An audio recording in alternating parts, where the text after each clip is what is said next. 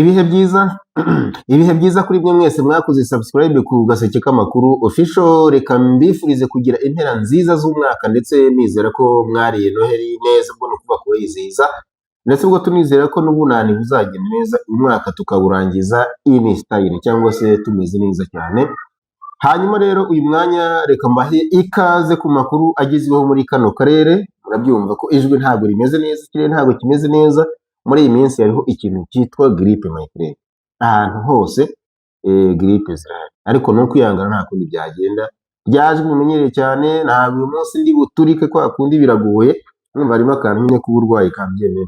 Hanyuma rero ntabatinde, reka turahera muri Kongo Kinshasa. Muri Kongo Kinshasa amakuru ahari, hari impirimbanyi ebyiri z'uburenganzira bwa muntu buzasabye ko Leta zunze ubumwe za Amerika zishyira igitutu ku butegetsi bwa Perezida Felix Antoine Tshisekedi Tshilombo, bakamushyiraho igitutu kugira ngo yemere icyo bise ngo ni dialogue inclusive, cyangwa se ibiganiro bihuje abanyekongo bose.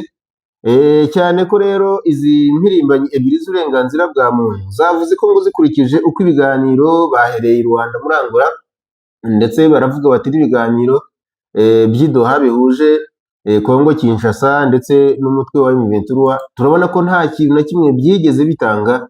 Bati ubwo rero igishoboka umuti turawifitiye twebwe abanyekongo, nuko hagomba kubaho ibiganiro bihuje abanyekongo bose. Hanyuma rero bakavuga bati dukurikije nuko tubona ibintu bimeze, ntabwo Perezida Tshisekedi ashobora kuzemera kuganira gutyo gusa. Bati turabona hakenewe ko yashyirwaho igitutu n'abantu bavuga ko ngo bamubasha bitwa abanyamerika. Bivuze ngo izi mpirimbanyi nk'uko mu kinyamakuru hano Actualité bariho babyandika, ngo zisanga uko byagenda kose Leta zunze ubumwe za Amerika zigomba gushyira igitutu kuri Tshisekedi, kubera ko ngo ibiganiro byose byabaye nta kintu biri gutanga. Kuko baravuga bati nibura senko ni ihoro ry'abasenyeri gatolika muri Kongo, ndetse na ESC ni ihoro ry'amadini y'abaprotestani muri Kongo, ngo bari bicaye babonye n'ubundi icyo bita inzira y'amahoro, inzira y'ibiganiro yagomba kubageza ku mahoro arambye, ari uko abanyekongo bose bagomba kuganira. Ubu rero mu bitangazamakuru bitandukanye bya Kongo Kinshasa, izo mpirimbanyi zirimo ziravuga ko hakwiye gushyira presiyo cyangwa se igitutu kuri Kongo Kinshasa, ku butegetsi bwa Kongo, kugira ngo buve mu bintu bavuga ko ngo ari ibintu by'imikino, habeho ibiganiro bihuje abanyekongo bose. Ibiganiro bihuje abanyekongo ngo nibyo bizatanga umusaruro, ukurikije uko babivuga, kurenza ibyo Kongo irimo bifashijwe na Amerika, bifashijwe na Katari. Bati ntabwo ibintu tubona biri gukunda, niba atari ibyo ngibyo tuzahora mu ntambara, ntabwo tuzigera tugira amahoro. Ntabwo ari abo ngabo gusa rero, kuko nahoze mbona n'undi musenyeri w'umunyekongo Kinshasa uyobora senko, umusenyeri Fulgence Muteba. Fulgence Muteba nawe yavuze muri iki gitangazamakuru Actualité ati nagiye i Doha kugira ngo ndebe nyine ko amahoro yaboneka, atari ko jye nasomye mu maso ya Prince di Peteroli, ni ukuvuga ubutegetsi bukuru bwa Katari. Ati nasanze bano bantu batazatugeza ku mahoro, ntabwo bazatugeza ku mahoro. Uyu ni musenyeri Fulgence Muteba mu iki gitangazamakuru, kuko baravuga ati Leta zunze ubumwe za Amerika ndetse na Katari bakoze uko bashoboye kose kugira ngo babe abahuza ku bibazo bya Kongo Kinshasa, ibibazo bifitanye na M23 ndetse n'u Rwanda. Ariko musenyeri akavuga ati uko byagenda kose natwe dukeneye ko nk'abanyekongo dushyiraho akabo bashyiraho ni akahe rero? Nabo barashaka ngo ibiganiro bihuje abanyekongo bose. Mu misa rero yasomwe kuri Noheli, musenyeri Fulgence Muteba Mugaru na Archevêque wa Lubumbashi mu ntara ya Katanga, yavuze ko ngo yahuye n'abategetsi ba Katari kugira ngo barebe ko babasha kugera ku mahoro, kuko nawe ngo amaze iminsi azenguruka aho ubutegetsi bwa Amerika na M23 bageze baganira. Uyu nawe ngo yajyagayo kugira ngo arebe nibura ko na Kiliziya Gatolika yagira uruhare mu kuzana amahoro. Ariko rero ngo akurikije uko yabonye ibintu byifashe, ngo ntabwo Katari izageza amahoro kuri Kongo.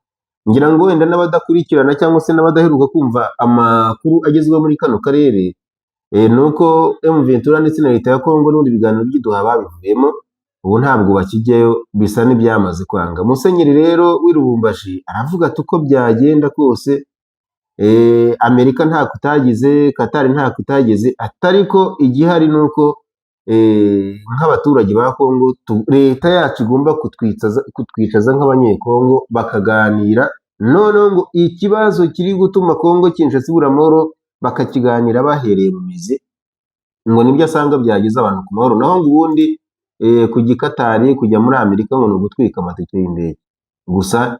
Ni ugutegereza hakarebwa ese Kongo Kinshasa izemera ibyo biganiro bihuriyeho bihuje abanyekongo. Ese ko bwa mbere byigeze kuba abanyekongo baba barageze ku mahoro? Ubwo ni ukubireba, ariko ubwo urumva yaba impirimbanyi yaba Kiliziya Gatolika baravuga bati uko byagenda kose ntabwo ibiganiro by'iduha bizatugeza ku mahoro, dukeneye ko abanyekongo twese twicara tukaganira ku kibazo kiri muri Kongo Kinshasa, ubundi igihugu cyacu kikava mu ntambara. Abangaba niko bavuga.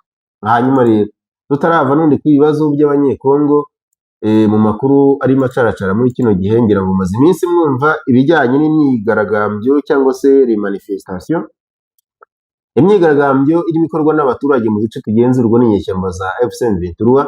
Abaturage barasaba ko izo nyeshyamba zitava mu mujyi wa Uvira nk'uko bamaze iminsi barawuvuyemo, bati ahantu muri amahoro yabonetse ntabwo dushaka ko muhaba. Noneho muri Kivu Amajyaruguru rero, sosiyete sivile muri Kivu Amajyaruguru bavuze bati rero iyi myigaragambyo iri kuba mu bice bigenzurwa na M23 hagomba gushyirwamo imbaraga, kubera ko hashobora kuba ibintu byo kwangika cyangwa se kwangizwa imitungo y'abantu bimirangirizwa mu myigaragambyo. Ahoze muri sosiyete sivile ivuga ko rero ngo uko byagenda kose ibi bintu ntabwo ari byo. Banavuze ko ngo iyo manifestation cyangwa se iyo myigaragambyo ngo irimo iraba mu buryo buri force, abaturage bari gushyirwa ku ngufu mu myigaragambyo isaba ko M23 itava mu bice igenzura cyane cyane muri Uvira. Nahoze mbona rero bagaragaza ko iyi sosiyete sivile muri Kivu Amajyaruguru ikibazo bagaragaza gihari nuko ngo iyi myigaragambyo ishobora kuza kwangiza ibintu byinshi kurenza uko ari ibyo yakemura. Baravuga ko rero n'undi sosiyete sivile ibyamaganye nyuma y'uko leta ya Kongo nayo mu minsi ishize yamaganye imyigaragambyo irimo ikorwa n'abaturage, ariko Kongo byensiri iravuga ko ngo abaturage bari kwigaragambya ku gitutu bashyirwaho n'inyeshyamba za M23. Ubwo rero sosiyete sivile muri Kivu Amajyaruguru nayo iravuga ko ngo imyigaragambyo ubona irimo igenda isenya ibikorwa bitandukanye by'abaturage, bakavuga bati rero murimo murasenya, nibyo mwagize habaye amahoro, ariko ibyo byo gusenya nta cyaha gitagatifu kibaho, ibyaha byose biba ari ibyaha. Urumva rero abaturage mu makuru nyine abari ku mihanda cyangwa se amakuru mu bitangazamakuru, ntabwo abaturage ba Kongo bigeze bashimishwa no kuba M23 yaravuye muri Uvira. Ese ninde muntu uyobora Uvira? Ubwo ngubwo icyo cyaba ari ikindi kintu kindi. Hanyuma rero mu bitangazamakuru bya Kongo harimo n'izindi nkuru zirebana na indege ya Sukhoi 25 yahanutse ya FARDC. Mu bitangazamakuru nabuze mbona yaba n'ibya hano mu Rwanda mu kinyamakuru Bwiza, bavuga ko umutwe wa FC23 kuwa gatanu wahanuye indege y'intambara mu bwoko bwa Sukhoi 25 y'ingabo za Kongo Kinshasa. Hanyuma rero indege yahanuriwe mu gace ka Kigongo muri teritwari ya Fizi mu ntara ya Kivu Amajyepfo. Amakuru avuga kuri iyo ndege yarashwe mu gihe yari yiriwe igaba ibitero ku birindiro by'umutwe wa FC23 birimo n'ibyagabwe mu mujyi wa Bukavu. Amashusho yashyizwe ku mbuga nkoranyambaga yerekana ibisigazwa by'iriya ndege yaguye mu nkengero z'ikiyaga cya Tanganyika nyuma yo kuraswa. M23 yashiye Sukhoi 25 mu gihe amakuru avuga ko mu gitondo cyo kuwa gatanu FARDC nayo yashoboye kurasa ubwato bubiri bw'inyeshyamba, no kuvuga bwa M23. Imirwano yo kuwa gatanu yiriwe isakiranya impande zombi mu duce twa Katongo ndetse na Kigongo two muri teritwari ya Fizi aho ni muri Kivu Amajyepfo. Urwo ngurwo ni uruhande rumwe. Noneho iyo ugiye mu kinyamakuru cyitwa Media Congo, ikinyamakuru Media Congo gifite inkuru ivuga ko les FARDC démentent toute perte d'un avion Sukhoi sur le lac Tanganyika. Nuvuga ko ingabo za leta ya Congo FARDC zanyumuje amakuru avuga ko M23 ngo barahanuye indege yabo nandi mvuga yene yaguye kuri lac Tanganyika.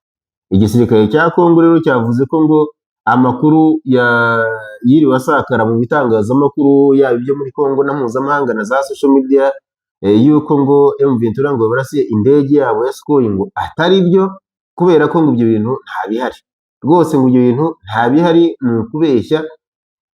Nahoze mbona rero umuvugizi wa Sukora ya kabiri muri Kivu Amajyepfo agaragaza ko ngo ari amakuru n'ubundi atangazwa n'abantu bagamije kuyobya ibyo bise ngo ni fake news cyangwa se disinformation, naho kugira ngo barangaze abaturage cyangwa se bateshe igisirikare cya Kongo agaciro. FARDC rero mu itangazo ryayo iravuga ngo nta ndege yabo n'imwe yigeze iraswa muri kariya gace nari maze kubabwira muri Kivu y'Amajyepfo muri teritwari ya Fizi. Hanyuma Liyetona Rigani Mbuyi Karonje uvugira FARDC muri operasiyo Sukura ya kabiri muri Kivu y'Amajyepfo avuga ko ngo ibirimo bikorwa ngo ni ukugira ngo barangaze abantu, babeshye abantu ko igisirikare kidakomeye, iyo ndege ngo ntabwo yarashwe. Ubwo namwe muze kugira icyo muturamo. Amakuru amwe avuga ko iyo ndege yarashwe, ariko leta ya Kongo iravuga iti barabeshya, nta ndege yacu yigeze irasirwa muri Kivu y'Amajyepfo ku munsi w'ejo. Hanyuma rero bimwe nababwiraga bya Musenyeri Fulgence Muteba uvuga ko ibiganiro by'Idoha abona nta mahoro bizatanga uretse kuba abanyekongo bakwicara bakaganira ubwabo. Nahoze na Patrick Muyaya ni umuvugizi wa leta ya Kongo akaba ari na minisitiri w'itangazamakuru, yavuze ko ngo ibyo Musenyeri Fulgence avuga ngo ntabwo ari byo, ngo bafitiye icyizere ibiganiro byose leta ya Kongo irimo, yaba ibiganiro byo muri Amerika ndetse n'iby'Idoha. Ibyo Musenyeri Fulgence avuga ngo ntabwo ari byo, ibyo arimo avuga rwose ngo ni ibintu biri force, ni ibintu ngo ibyo Musenyeri yatangaje ni amakuru ngo abantu badakwiye guha agaciro. Bivuze iki? Bivuze ko leta ya Kongo isa n'itemera iyi nzira abantu bari kubona nyine ko ibiganiro bishobora kuba byagira icyo bitanga. Kongo irasa n'itabyemera, irasa n'itabyemera ikavuga iti ibiganiro twebwe turabona ibiganiro turimo bizakunda. Ibyo byo kuvuga ngo twicaze abanyekongo bose bicare tuganire, Kongo Kinshasa isa naho ibyo bintu itabikozwa. Muri make muri Kongo haba hari amakuru menshi birumvikana, ariko ibihavugwa ni ibyo ngibyo. Hanyuma rero mu baturanyi bacu muri Uganda hari inkuru y'akababaro yabyukiye mu bitangazamakuru bya Uganda, bagaragaza ko abantu bari bo mu muryango umwe baguwe mu mpanuka y'imodoka ku muhanda Masaka-Mbarara, bagahita bitaba Imana. Abantu barindwi bo mu muryango mu kinyamakuru Daily Monitor babyandika, bavuze ko abantu barindwi bo mu muryango umwe baguye mu mpanuka y'imodoka mu gitondo cy'uyu munsi ku wa gatandatu, bari bageze mu karere ka Rwengo. Hanyuma rero iyo mpanuka ngo mu masaha ya saa 10 za mu gitondo, abitwa ngo ni Njagara Kasai Village, ku muhanda nyine Masaka-Mbarara. Hanyuma rero umuvugizi wa polisi mu karere ka Goreta Masaka rero ni Superintendent Twaha Kasirye, yavuze ko rero ngo iyo mpanuka yatewe n'imodoka ya Fuso yari ifite ibirango byayo, ndabona babivuze, yari umushoferi cyo yari ataramenyekana, aho rero ngo yaje agahita agonga imodoka ya Toyota nayo bashyizeho ibirango byayo. Abantu bari bari muri iyo Toyota cyangwa se mu modoka y'ivatiri bose bahita bitaba Imana, harimo barindwi bo mu muryango umwe bari bari mu modoka imwe nyine ngo bahita bitaba Imana. Gusa ikinyamakuru Daily Monitor cyavuze ko polisi ya Kampala cyangwa se polisi ya Uganda yari itaravuga imyirondoro y'abo bantu, ariko ngo bari abantu bo mu muryango umwe.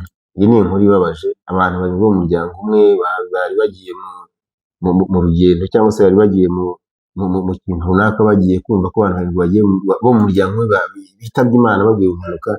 Urumva ni inkuru ibabaje nyine, ariko nta kundi byagenda. Isi ni uko ibihagaze. Ibindi biri mu Uganda rero birumvikana ni ibigendanye n'amatora ya perezida ari ku itariki 15 z'ukwezi kwa mbere umwaka utaha.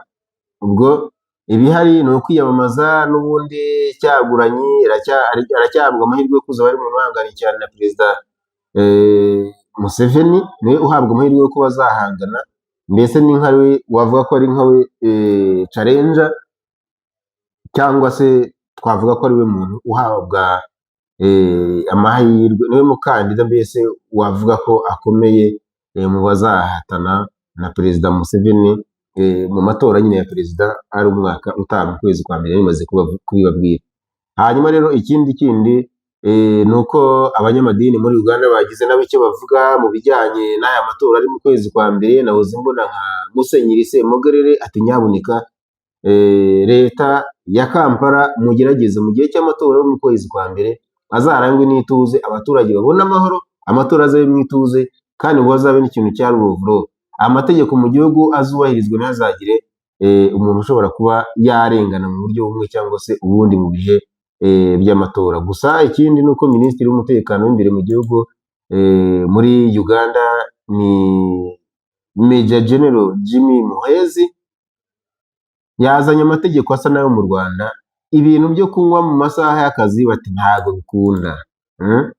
Yasabye ko mu masaha yo ku manywa nta muntu ugomba kunywa inzoga ku manywa, ngo ugende ku manywa uhure n'umuntu yasinze. Icyo kintu mu muco wa Uganda tugomba kugica, abantu bajye banywa ariko banywe mu masaha nyine yo kunywa, mu masaha y'umurimo abantu bayubahe, niba ari amasaha yo gukora abantu bakore, ibintu byo gusanga umuntu yasinze saa 5 saa 6 batubwira ntabwo ari byo.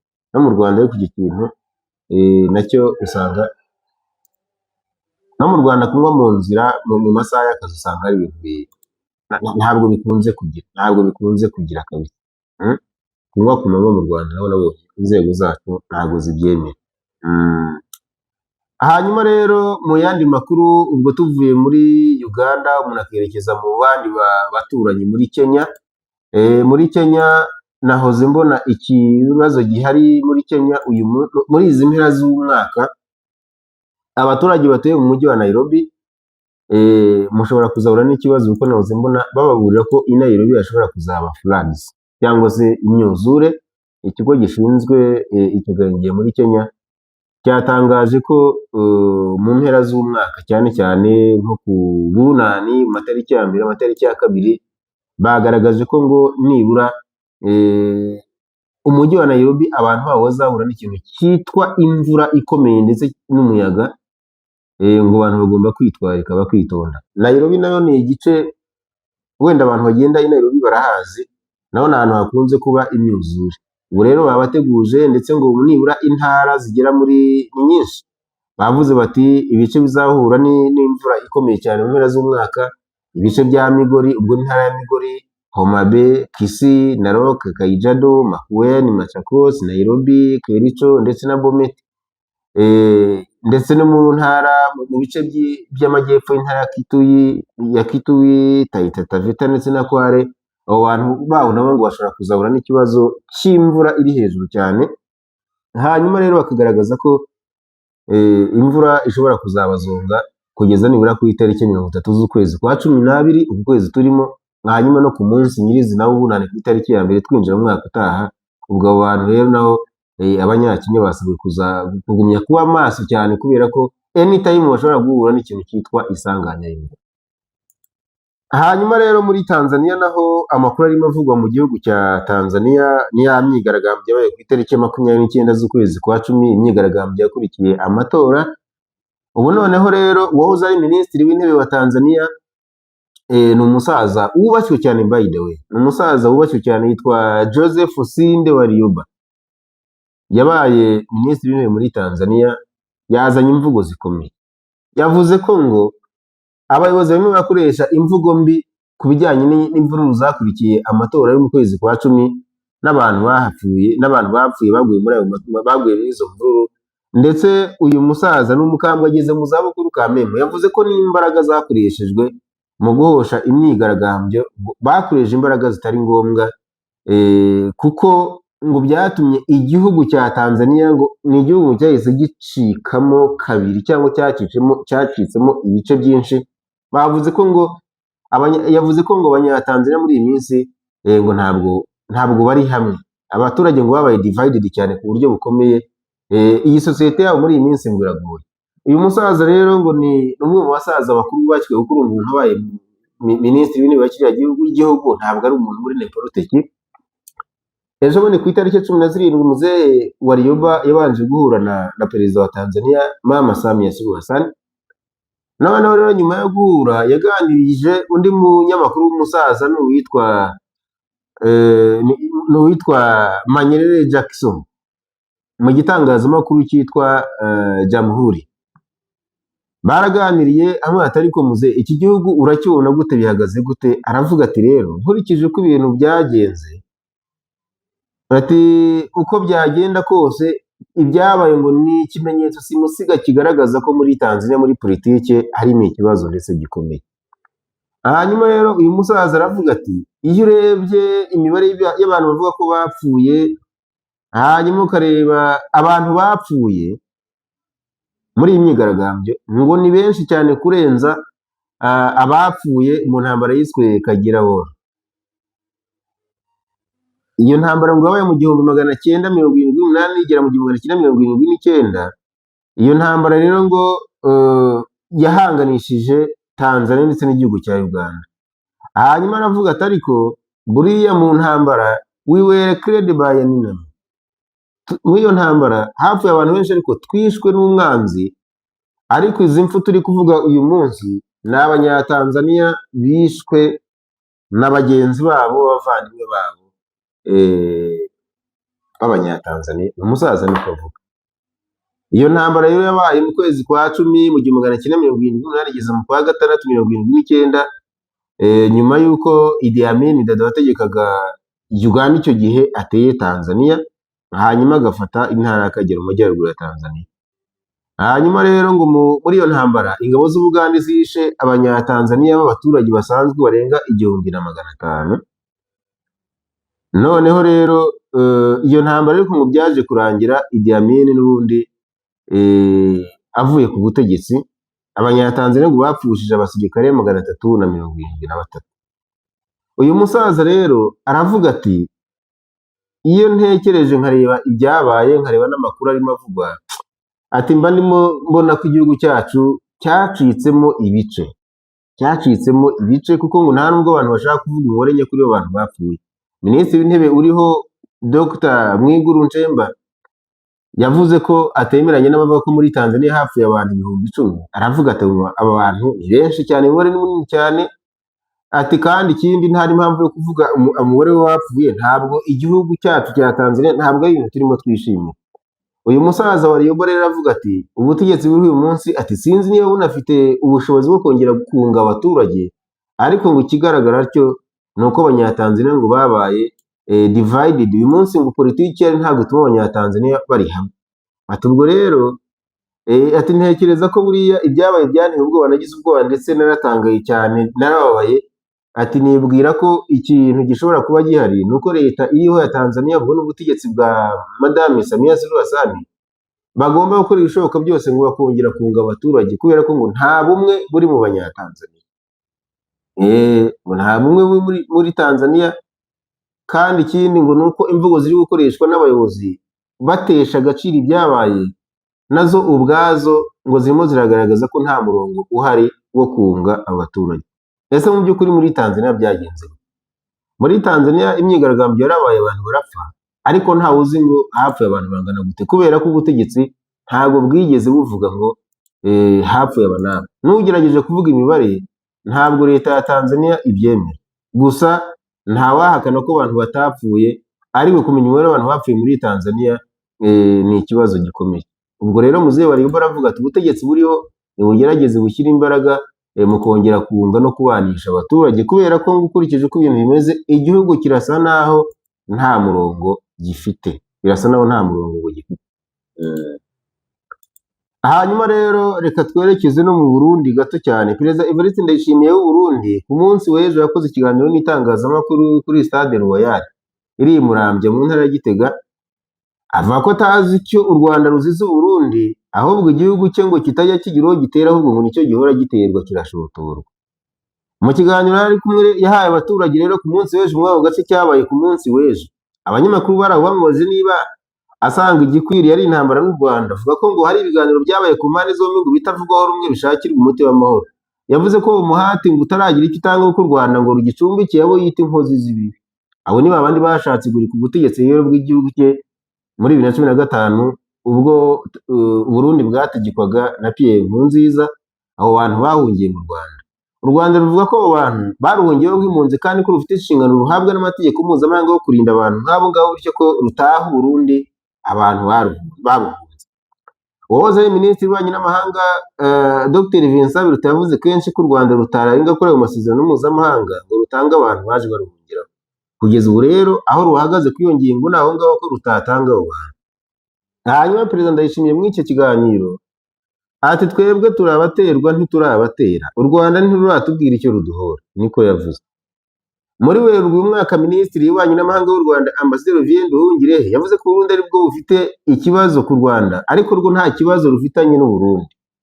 Muri icyo gihe Nduhungirehe yavuze ko ngo hariho ibiganiro mu nzira yo kureka bushyamirane ndetse no kumvikana. Imyaka iri hafi kuba ibiri Burundi bufunze imipaka n'u Rwanda, gusa hari ingendo z'indege zikorwa. Ni ukuvuga ngo umupaka w'u Rwanda n'u Burundi urafunze, ariko hafunze wo ku butaka. uwo mu kirere ngo urakura nta kibazo.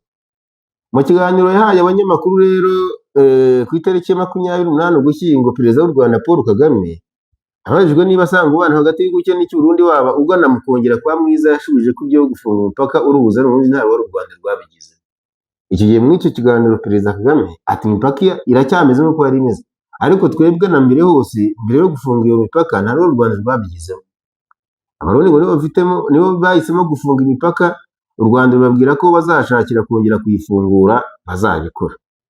Perezida w'u Rwanda yavuze ko nubwo ngo uko bimeze bitabuza ko hari bamwe bava mu Burundi bakaza mu Rwanda n'abandi bakava mu Rwanda bagatembera mu Burundi bijyanye na Rwandair, mbese ubwo bajyanye na Rwandair cyangwa se bateze Rwandair. Umukuru w'u Rwanda yavuze ko rero ngo hari ibiganiro bigikorwa kugira ngo ibintu byongere bibe byiza, avuga ko ngo abantu n'ubundi baravugana. Yavuze ko u Rwanda rutigeze rushaka kugira uwo rubana narwo, mbese ko u Rwanda rutigeze rushaka kugira uwo rubanira nabi, ariko yemeza ko ngo hari ubwo ibyo bintu nyine. Ndayishimiye rero perezida w'u Burundi ati ntago tuzi icyo u Rwanda ruduhora. Mu yandi magambo urumva umubano w'u Rwanda ndetse n'u Burundi urakonje nyine gutyo gusa, urimo agahazi, ariko ntekereza ko burya ibya politiki ngira ngo murabizi, n'ejo mu gitondo wajya kubona ukabona ibintu birongeye bigiye mu buryo, abantu barongeye baragenderanye. Ariko ikigaragara cyo abanyamakuru iyo bahuye n'umukuru w'u Rwanda baramubaza, abanyamakuru b'Abarundi iyo bahuye n'umukuru w'igihugu cyabo baramubaza. Ubwo urumva aho bihagaze rero ni aho ngaho. U Rwanda, umukuru w'u Burundi yongeye kurushyira mu majwi, nta kundi byagenda. Ubwo ni ugutegereza tukareba mbese bizarangira gute. Ni ukubitegereza, nta kurambirwa muri politiki, nta kurambirwa. Hanyuma rero mu gusoza kugira ngo ne kubarambira, hari inkuru irimo ivugwa hagati ya Nigeria n'igihugu cya Leta Zunze Ubumwe za Amerika yavugishije abantu benshi. Perezida wa Amerika Donald Trump ku munsi w'ejo yatangaje ko igihugu cye cyatangije ibitero bikomeye kandi byica ku mutwe wa Islamic State mu majyaruguru ashyira uburengerazuba bwa Nigeria. Trump yasobanuye IS nk'icyago cy'iterabwoba, ashinja uyu mutwe kwibasira no kwica nabi by'umwihariko inzirakarengane z'abakristo. Mu mezi make ashize, Trump yari yatangaje ko abakristo muri Nigeria bari mu kaga. Yari yavuze ko ibihumbi byabo byishwe, ariko ntiyagaragaza igihano. Yatangaje ko igisirikare cya Amerika rero cyakoze ibitero byiza byinshi mu gihe nyuma ibiro by'ingabo za Amerika ziri muri Africa, West Africa Command, byatangaje ko ibitero byo mu kirere byo kuwa kane ngo byagabwe ku bufatanye na Nigeria ndetse na leta ya Sokoto y'iki gihugu. Minisitiri w'ububanyi n'amahanga wa Nigeria Yusuf Maitama Tugari yabwiye BBC ko ngo cyari igikorwa gihuriyeho kigambiriye abaterabwoba, kandi ko naho gihuriye n'idini runaka. Atavuze by'umwihariko Islamic State, Tugari yavuze ko ibi bitero ngo byafashe igihe runaka kubitegura, kandi ngo byifashishije amakuru y'ubutasi yatanzwe na Nigeria. Tugari ntiyakuyeho ko ibi bitero bishobora gukomeza, avuga ko ngo bizaterwa n'ibyemezo bizafatwa n'ubutegetsi bw'ibihugu byombi. Ubwo ni hagati ya Amerika ndetse na Nigeria. Hagati ariko Minisitiri w'ingabo za Amerika Pete Hegseth ku wa kane yanditse ku rubuga rwa X ko yishimira ubufatanye bwa leta ya Nigeria muri ibyo bikorwa, yongeraho ati Noheli nziza. Nyuma Minisitiri w'ingabo ya Amerika yatangaje amashusho agaragaza Misiri yagurutse ku bwato bwa gisirikare. Ku wa gatanu mu gitondo, Minisiteri y'ububanyi n'amahanga ya Nigeria yatangaje ko iki gihugu gishimitse ku bufatanye mu by'umutekano n'abafatanyabikorwa mpuzamahanga barimo Leta Zunze Ubumwe za Amerika mu gukemura ibibazo by'iterabwoba n'ubuhezanguni burimo urugomo. Mu byo yatangaje ku rubuga Truth Social ku wa kane, Trump yari yavuze ati ku butegetsi bwanjye igihugu cyacu ntabwo kizemera ko iterabwoba ry'imitwe yitirira kiyisilamu rizakomeza. Noneho rero amakuru yandi arimo avugwa aravuga iki? Hari ibitangazamakuru byavuze ko abanyanigeriya muri leta ya Sokoto ngo babyukiye ku bisasu bya bombe ku wa kane. Noneho rero bakavuga bati ariko harubanza ese dutewe nande, byagenze gute? Baravuga bati ariko uko byagenda kose Amerika ishobora kuba itaje kudukiza iyi mitwe y'iterabwoba ivuga ko igendera ku mahame akaze ya Kisilamu, ahubwo ikabije kwivomera peteroli yacu. Iyi ni peteroli yacu barimo bashaka. Nahoze mbona rero no kuba Nigeria yavuze ko ngo ari ibitero yagabye ifatanije na Amerika. Abanyanigeriya nabonye batabye ntatariko ko gufatanya k'abanyanigeriya n'abanyamerika, ibyo bintu ni ibi gusa. Benshi baremeza ko ngo uko byagenda kose peteroli ya Nigeria mu byanze bikunze ariyo itahiwe muri kino gihe, kuko nahoze mbona abanyanigeriya bavuga ati ariko naho hantu muvuga ngo mwarashe ku byihebe, nta byihebe mwarashe murabeshya. Baravuga ko ngo nta byihebe byarashwe, ngo ayo makuru ngo atariyo, ngo ari ibintu byo kubeshya, ngo nta byihebe byarashwe. Amerika iti twebwe twarashe ibyihebe. Ubwo ni ugutegereza hakarebwa ese nabura haba harimo Amerika yabigiye guhagurukira ibikorwa by'iterabwoba aho byaba biri hose hirya no hino ku isi, kuko iyo urebye mu bitangazamakuru byose nasomye mpuzamahanga bavuze ko abanyanigeriya bavuze ko ngo ibice bisasu by'abanyamerika byaguyemo byose ngo nta byihebe bisanzwe bihari, ngo ni abaturage basanzwe bibereyeho neza. Abaturage bavuze bati rwose mu ntara ya Sokoto ahantu harashwe nta bintu by'ibyihebe rwose oya. Gusa abaturage ntibasinziriye ngo ntabwo bigeze babona ibintu nk'ibyo ngibyo mbere. Ariko rero kuvuga ko ngo barashe ibyihebe ayo makuru rwose ntabwo ariyo, nta byihebe ntabyo. Avuze ko nta byihebe ntabyo. Ese byari bihari ntabyo? Ese Nigeria na Amerika barakoranye koko habayemo puresha habayemo iki? Ibyo nibyo ni ugutegereza tukazareba. Gusa ubutegetsi bwa Trump urumva ko bijyanye n'intambara barashaka kuzirangiza cyane cyane ibyihebe. Mu gusoza rero, Israel yabaye igihugu cya mbere ku isi cyemeye Somaliland nk'igihugu cyigenga kandi cy'ubusugira nyuma y'uko Minisitiri w'Intebe Benjamin Netanyahu atangaje mu itangazo ryasohotse ku wa gatanu. Netanyahu yavuze ko ngo yasinye icyo yise itangazo rihuriyeho kandi ryumvikanweho we na Minisitiri w'Ububanyi n'Amahanga witwa Gedeon Sara na Perezida wa Somaliland we ni uwitwa Abdulrahman Mohamed Abdullahi. Somaliland imaze imyaka irenga 30 makimbirane na leta ya Somalia kuva muri 1991 ubwo yatangaza ko ari igihugu cyigenga. Kuva icyo gihe Somaliland rero ikora nk'igihugu gifite leta ifite itegeko nshinga, inzego z'ubutegetsi kandi yitegura amatora, ariko kugeza ubu ntabwo iremerwa nk'igihugu cyigenga ku rwego mpuzamahanga. Icyemezo cya Israel ni inkuru ikomeye kuri Somaliland kuko gishobora gutuma n'ibindi bihugu bisanzwe bifitanye umubano nayo bifata iyo nzira. Cyakora Minisitiri w'Ububanyi n'Amahanga wa Misiri yagiranye ibiganiro kuri telefone na bagenzi bo muri Somalia, Turukiya na Djibouti ngo baganire kuri ibi Misiri ibona nk'ikibazo giteye inkeke mu karere k'ihembe rya Afurika.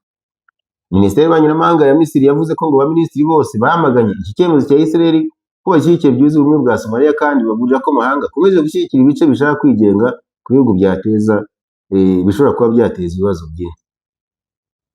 Netanyahu rero yavuze ko icyo cyemezo kigendanye n'amasezerano azwi nka Abraham Accord kandi ko bafite imigambi yo kwagura umubano na Somaliland no gukorana nayo mu bikorwa birimo ubuhinzi, ubuvuzi, ikoranabuhanga ndetse n'ubukungu. Ikiri inkuru ni iki rero muri ibi? Ikiri inkuru ni uko umuryango wa Afurika yunze ubumwe wamaganye Israel yemeye Somaliland nk'igihugu cyigenga.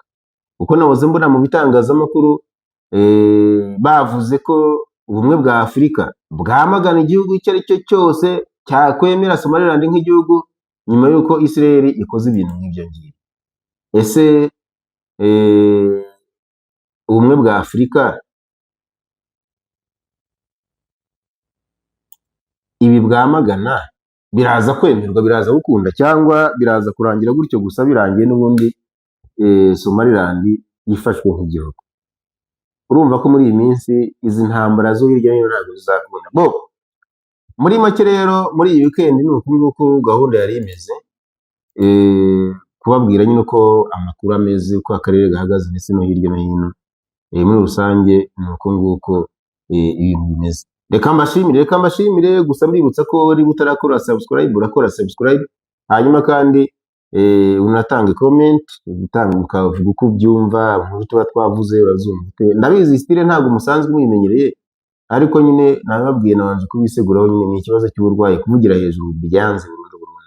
Ubwo rero naho gutaha n'ubundi dusubira muri style zacu dusanzwe dukora. Na Alphonse Twahirwa Agaseke k'amakuru, mukomeze kugira impera nziza z'icyumweru. weekend nziza, ndetse ubwo nabo tutabonanye n'impera nziza z'umwaka kamene, muzajye n'umwaka mushya muhire tugiye kwinjiramo wa 2026. Bye bye.